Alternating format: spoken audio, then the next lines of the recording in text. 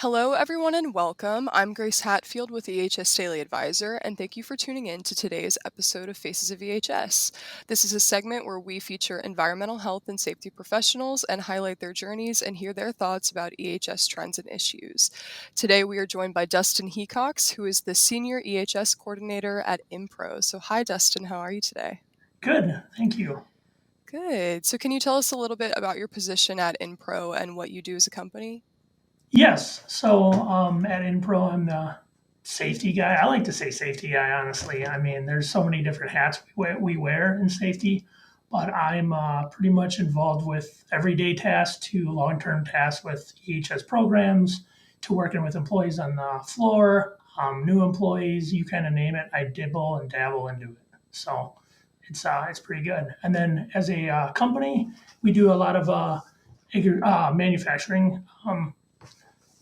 For different buildings and stuff like that. So a lot of different parts, everything inside the building, not construction outside. So where our main thing is inside. Gotcha. Great. So let's jump right into it. How did you get your start in EHS? Whew. So in short, I'm going to start early a little bit. Mhm. Honestly, I had no direction coming out of high school. I wasn't smart enough. I couldn't do this and that. Honestly, I didn't try a lot. I'll admit it, right? A lot of us didn't have to in that. So I did what anyone else had to do right out of high school. I went to work. I went to Yeah. various jobs. When finally, honestly, after about 5 years, I don't know what it was, but I had enough and I wanted a little bit more. I knew a guy that did safety at the UW Whitewater campus in Wisconsin, Mhm. and that's how I got started in the safety field. And then with the work, I graduated there with a degree. Next up, I had a brief stint with the Wisconsin Army National Guard. Unfortunately, I had an injury release. Oh no. I had unemployment after that, unfortunately, because I had a nice gap. When I graduated from that, it was hard to kind of find stuff. I had a great drive. I interviewed well, but I had no experience. I'm like, well, I can't gain experience without getting a job, right? Yeah. Yeah. It's like, how do I prove that? Um, I had a job underground cable to help me get by, and then next, I got lucky. My first chance to actually show, what I could do with my passion and drive was with the Wisconsin Department of Safety and Professional Services in Wisconsin. So I got a state job. So that's the short of it. Yeah. Very cool. So, who's been your biggest influence in the industry? So honestly, I don't have like any direct influences. I know there's a lot of good stuff out there in that. I do use a lot of things for like motivation to help kind of influence me. I'm a huge fan of Simon Sinek. He has some really great stuff out there. He keeps it simple. He asks good questions, keeps it real, makes you kind of see things from a different perspective and understand stuff. So I do stuff like that. I also use other motivational videos. There's a great one by Denzel Washington. Hmm. I watch this every day or something like that. That's a great one. Matthew McConaughey has a great one. 5 minutes for the next 50, 60 years or something is a good one. So those are kind of my influence, I guess, motivation in the field where it keeps me passionate of what I'm doing. Hmm. One teacher, I guess, I do remember from college that was kind of influenced a lot of it. A lot. My senior year was Dr. Todd Lucine from UW Whitewater. He was a pain in the butt, I'll be honest. But I think it's more because he was honest. He said, you need to put in the time and the work, and then you'll actually see results. So maybe I was a pain in the butt, not him. So, what was your best mistake and what did you learn from it? Best mistake today? Any day. Lots of them. I mean, there's always a lot. Hmm. I mean, honestly, the best thing I've learned from all mistakes are learn from them, own up to them. Honestly, you're not going to learn anything not owning up to them. Just be confident in why you made a decision. Show exactly what you were thinking on why you made it. Doesn't make it right, but that's how we learn and grow. Hmm. Don't make the same one again. Make new ones instead. Then you can keep growing. If you don't fail, you're not even trying. So honestly, it's just going to happen. One thing I can think of in the safety field that I did years ago, which I thought was a phenomenal idea, was I'm going to get these new safety glasses for everyone. Right? We're going to get these new safety glasses. Everyone's going to wear them. Everyone's going to be excited. Unfortunately, I did it completely wrong. So instead Mm, of maybe limiting how many we were going to do, I brought in like 15, 20 different pairs. I got them all out there in the field, right? Having everyone try them. Give me your opinions, your feedback. What do you think happened? Everyone wanted something different. yeah. Everyone didn't like it. And I'm just like, whew, I thought I was doing this great deed. And then obviously I did it completely wrong. Hmm. So I definitely learned from that. Yeah. So, what's been your favorite and least favorite part about working in EHS, and would you change anything? So favorite and least favorite part about working is honestly people. I'll be honest. It's hard. I love Hmm. working with people, but it's very hard. I get to work with everyone from every level at this company, all the way from senior managers to production level to leads, supervisors, everything you can think of. But as you know, with people, there's so many different views, so many different personalities, communication levels. Monday is different than a Friday. Monday people come in, you say hello, and they're like, Friday, they're Hmm. all, how's it going? We're Yeah. already, so it's dealing with that. That's favorite and least favorite because you always have those days that are great with people, and then other days, you might catch them on a bad day, but you got to still stay in the zone and kind of hide your emotions and stay consistent, right? Because you can't let them see you sweat. And if you do, make sure it works. Um, Hmm. what would I like to change? Uh, Probably selling safety, honestly. There's a Hmm. lot of times where I've been in safety for a decent amount of time now, and you still got to sell it. Yeah. Despite it involving every single aspect of every single day of our lives, in and out of work, from the moment we go to sleep and we need to breathe while we're sleeping, to Hmm. waking up and turning a light on, to putting your shoes on. Like, there's so many millions of steps that we do each day that involves the safety aspect. But yet, at the same time, we have to sell safety, right? We need to sell why are we doing this or why should we do it this way and that. So, and then the other thing would probably be quick fixes. You always see, a quick fix. Here's an incident that occurred. Let's wear gloves, right? We had a cut. Hmm. Everyone's wearing gloves. This is what we're doing. Hmm. Instead of kind of taking the time and looking into it and saying, let's work with employees, let's understand the work process, let's rationalize our ideas, and then kind of make a long-term fix. So Absolutely. Yeah, and you'd think that it would be a no-brainer to have safety be part of everything, but a it's little bit. definitely not that way, it No, seems. no, no. Yeah. So, what are your thoughts on safety culture, and how can company leaders make safety a value in their organizations? So yeah, safety culture. I try to take the word safety out of a lot of things, honestly, because as I told you, you have to sell safety. Yeah. But once you can say it's just part of the work culture, where your work culture, and Hmm. safety is involved with it, I feel like it works a little better because it honestly touches, as we mentioned, every single piece of the pie. It Hmm. shouldn't be separated. It should be part of your culture in every single aspect, no matter what. And if you do it the right way, you'll see great results from front to back. Um, how can company leaders? Was that the other one? Sorry. Hmm. Yeah, you're good. You're good. Company leaders value create the right environment. Serve to lead, don't lead to serve. Show that you're very aware of what's going on. Those little interactions that you can make with people can show very long-term effects, right? If Hmm. people don't see you on the floor ever, except for the very good times and the very bad times, Hmm. you have that disconnect. So leadership to me is being available, listening to the very small things because we all just want to be heard, Hmm. and then building a great team around you, building leaders around you that support a vision that they can carry it out. Because when you're not there, what happens? Things don't stop. So I think those are kind of where I kind of lean towards it. For sure. Yeah. So, what safety concerns or issues do you think need more prioritization in EHS programs? Simplest thing I can always think of is training. Hmm. Honestly, training, refresher training, hands-on training. watching and learning a process. Like I said, I don't mean, just sitting in a video. I've worked with some companies where, their new onboarding training is like 8 hours of video, Oh, wow. and they're just sleeping. And I'm like, well, of course they're Mhm. sleeping. They probably checked out in the first 2 minutes of the video. Yeah. So, Yeah. it's finding that balance. And the most important thing is also finding the time, Mhm. dedicating the time. It's easy to say, we do safety trainings throughout the year. When are you dedicating that time?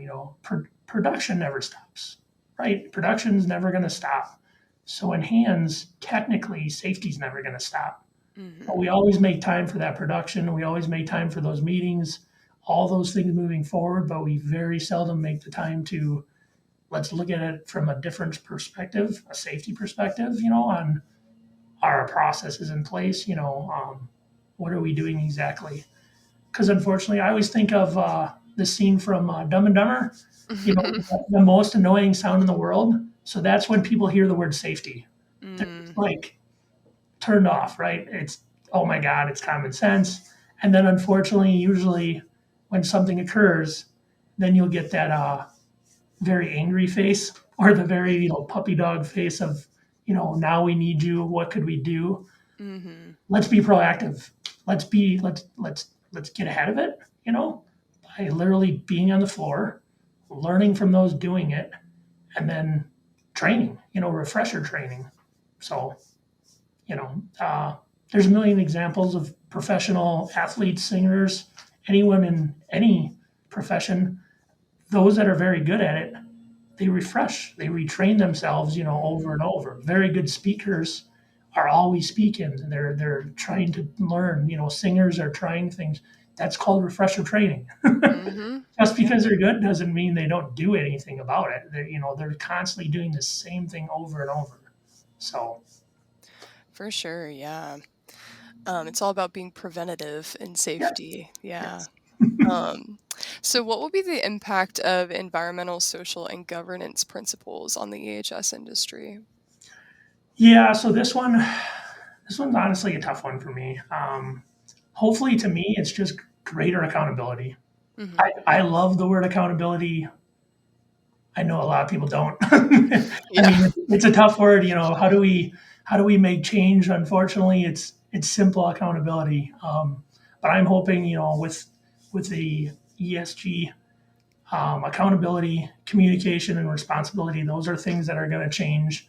Companies are going to start making changes, not based on that they have to do it, but it's more of like the right thing to do. You Mhm. know, getting better relationships is a huge thing too. Like I mentioned, when you're seen and not only heard, um, that's that relationship building. So making more accountable. To make changes in this world, you got to make people accountable. So Absolutely. Yeah. I like how you're framing it as accountability because I feel like kind of the danger with ESG is people might start thinking it's just another set of like regulations. y- Um, and it's yeah, not that, you know, no, it's so much more than that.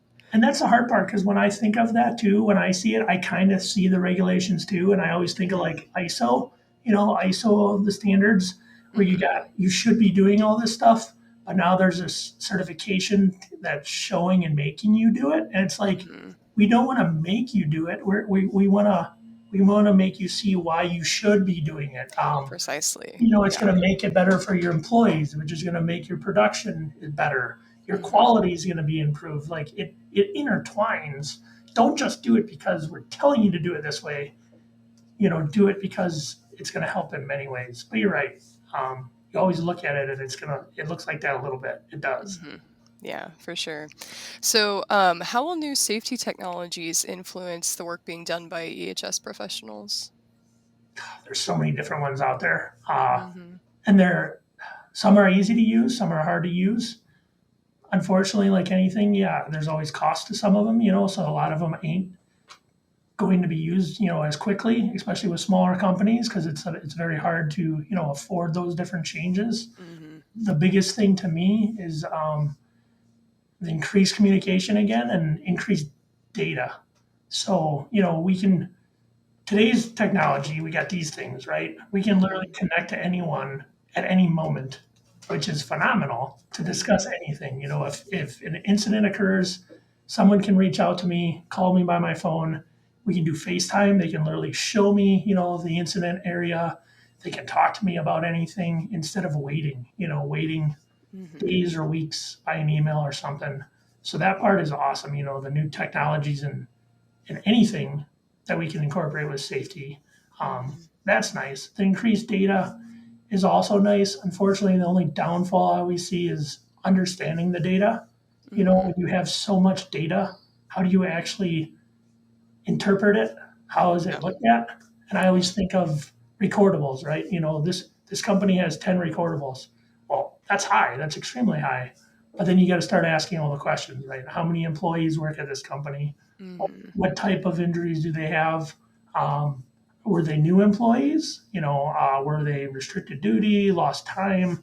The type of like it just goes on and on and on. But if you don't look at data that way, you just see the number, you can Mm-hmm. interpret it completely wrong. And that's what I think a lot of times happens with data. You know, Somebody has it, they send it forward. Depending on the person you send it to, how do they interpret it the right way? And Yeah. then that's that miscommunication right away, right? You're like, that's not what I meant with that. With what I Mm-hmm. sent you, bring me into the room and let me explain it. But if that doesn't happen and you just send them the data, you hope that it gets communicated to those looking at it the right way. So Yeah, for sure. Yeah, there's kind of a risk there, especially when it comes ooh, to safety. yeah, like I said, yeah. Yeah. So to pivot back to you personally, what are you most proud of? Where I am, honestly, like I said in the beginning, from where I came from and where I am now, that's what I'm definitely the most proud of. I would never have guessed I am where I am today. It took a lot, and it still takes a lot to keep going forward. Um, so that's definitely one of it. I continue to try to fall forward. Again, that's something I've seen on one of the videos that I've watched before. Falling forward, right? We all fall, but if we fall forward, we're going to progress as we fall. So, Mm-hmm. but yeah, that's personally, it's definitely where I'm at today. My son's another one. I'm Mm-hmm. proud to have a son. I didn't think I'd have that too, so I'm always proud to see that. Holy cow, that's mine. Mm-hmm. Yeah. Now, what am I going to do to make sure he's in better shape than I was when I started? So, For sure, yeah. So then my last question is, do you have any advice for people entering safety? good luck. Yeah. Good luck to you. No, build relationships, build them. A lot of generations now, and it's not completely by fault, is we talk and we communicate through here. Mhm. Talk and we do it through email.